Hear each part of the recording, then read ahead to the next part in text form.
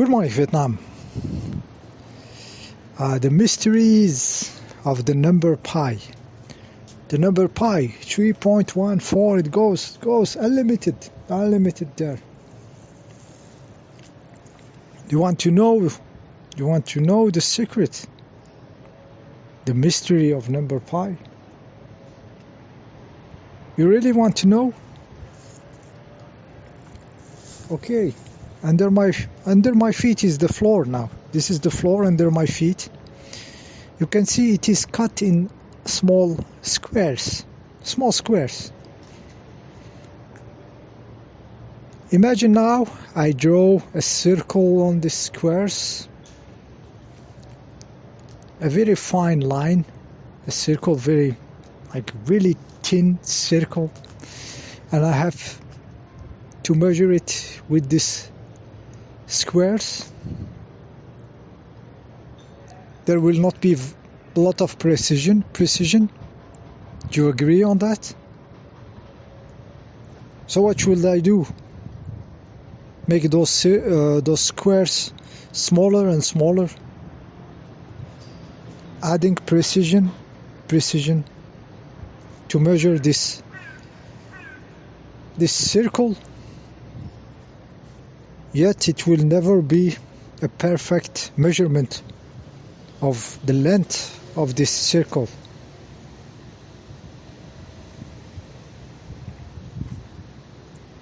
You can zoom. Every time I make those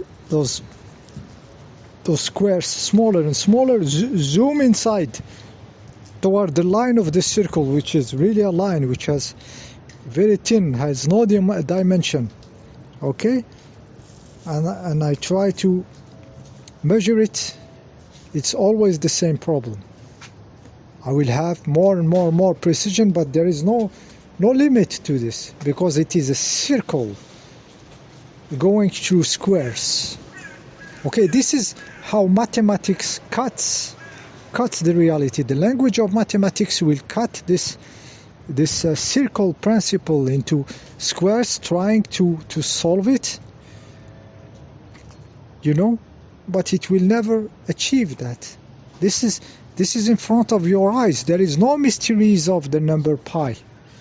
There is no mysteries. Picture a circle going through small squares, and you using those squares to measure the length of it. There is no limit to this. Okay, so this is the 3.1444. It goes to infinity, and they will sell you this like being so special. Okay, and some guys will memorize it and go into TV like they can memorize how many numbers behind the 0.144 something. Okay, ridiculous monkeys. Okay, because the language of mathematics, which cut the reality into small squares, will never be able to measure a circle.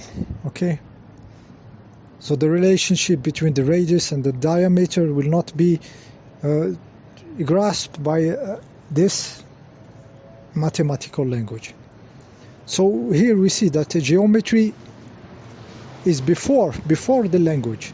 The principle of a circle in geometry cannot be grasped by the language of mathematics.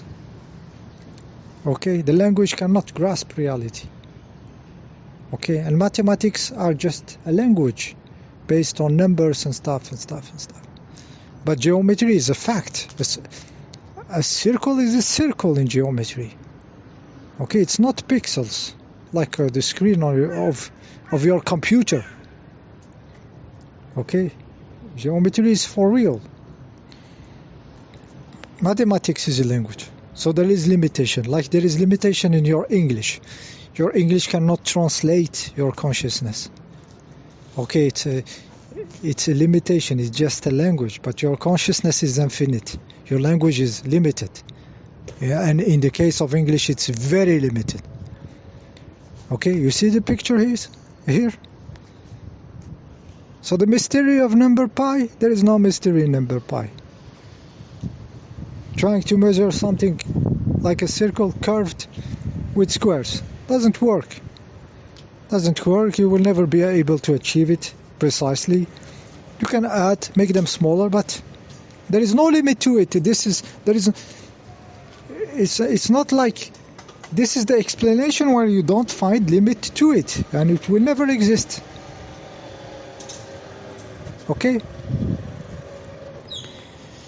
So, when they tell you nature is based on numbers, like it does some stuffs, numbers are mathematics. No, nature is based on geometry. Geometry doesn't have, it's not language. It's not limiting. A circle is a circle in nature. It's not cut into small pieces. Okay, a circle is a circle in nature. Okay? So nature is not playing mathematics. It's not computing with mathematics. If it is doing something, it's doing something in geometry. A compass and a ruler, square ruler, like those guys, Okay, they have on their stuff, Masonic stuffs. Okay, if it is doing something, it is doing something geometrical. The same as the golden ratio. The golden ratio, they will explain it to you as being in the Fibonacci sequence. Okay? But it's not. The real golden ratio is in geometry. It is when a square meets a circle. It is some union between this feminine of the circle and this masculine of the square. Okay, from the middle of the square, one of the lines, you draw this circle touching one of the corners, and then you go down and you touch the line stretched from the square, and you have your golden ratio. And it is golden ratio. It's not 1 point or something or no limit. It is golden ratio. With geometry, it is. Abstraction, it is golden ratio. So golden ratio is, the real one is in geometry. It's not in Fibonacci. Okay? Nature is not playing with numbers. It is playing with geometry. And it's perfect. The first one is perfect. It doesn't vary, this golden ratio. So nature is doing something real, spatialization, geometry. Okay, it's not doing number computation. They inverted everything, guys. And when we go to school, they try to put very quickly in our head the language, the mathematical language. Okay, and then they kick out the geometry. They kick out the geometry. Geometry is something natural, like understanding something in spatialization and stuff. It's natural because our brain is in space. It's in reality, in nature. The spiders doing their web, they use geometry. They don't use mathematics and equations, guys. They are using geometry. Okay, so very quickly they put this language in us, which will limit the fact of nature, the fact of spatialization, the geometry. Just like your English is limiting you. If you operate on language in your head, you are limited by the English itself, by your language itself, especially the English. And all the others will limit the consciousness, but the consciousness is limitless. Your intellect is limitless. The limit is in the language itself, just like the mathematical language is a limitation to the geometry and to nature. Okay, so it's bullshit when they tell you the nature is operating on numbers. It's operating on geometry. Its golden ratio is really golden ratio. It's from a geometrical source operation, where this shell suddenly shows golden ratio There is no numbers there. It's something geometrical. Perfect. I hope you get the point, guys. You get the point. Very important. Very important. Very, very important.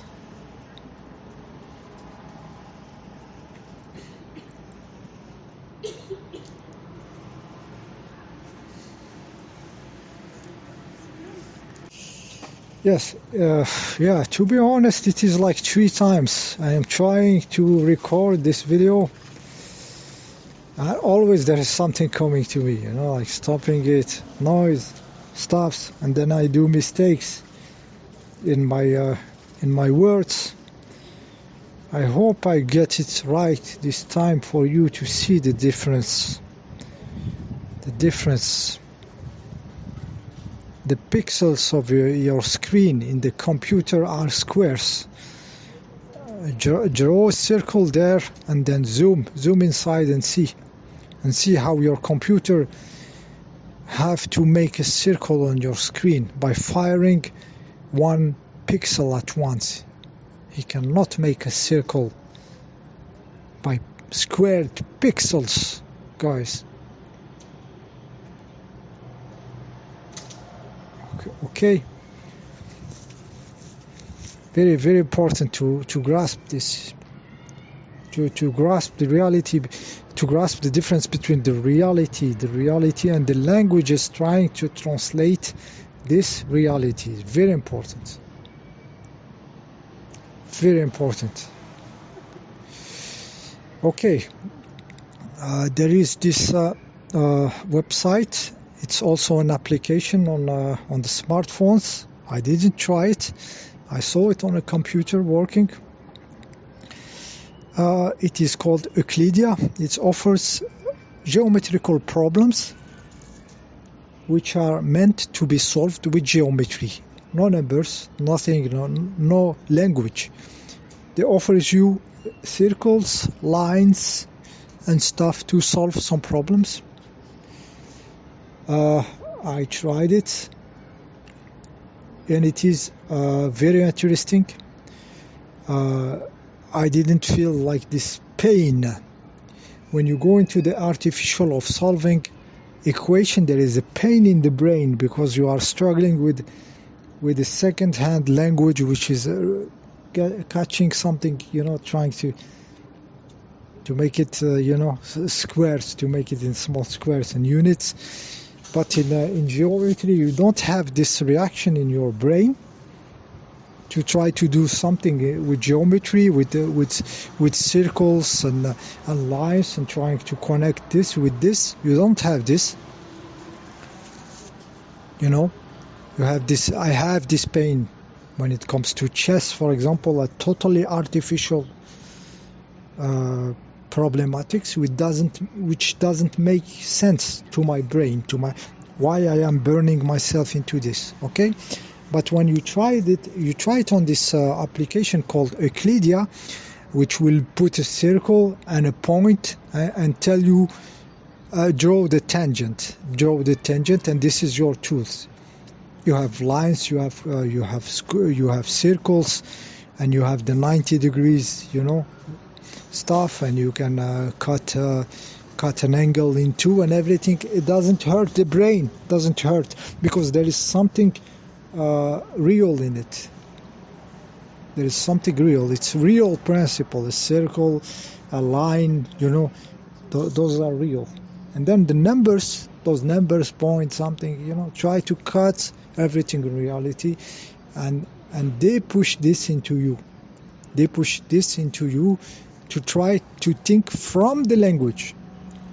Why you should think from the geometry, not from the language, from the geometry, from the spatialization which your brain is already equipped for.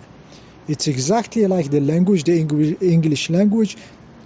You started to think from the English, to have your reality from the English language, while it should be the other direction, from your consciousness, and then you formulate it into a language. See you next time.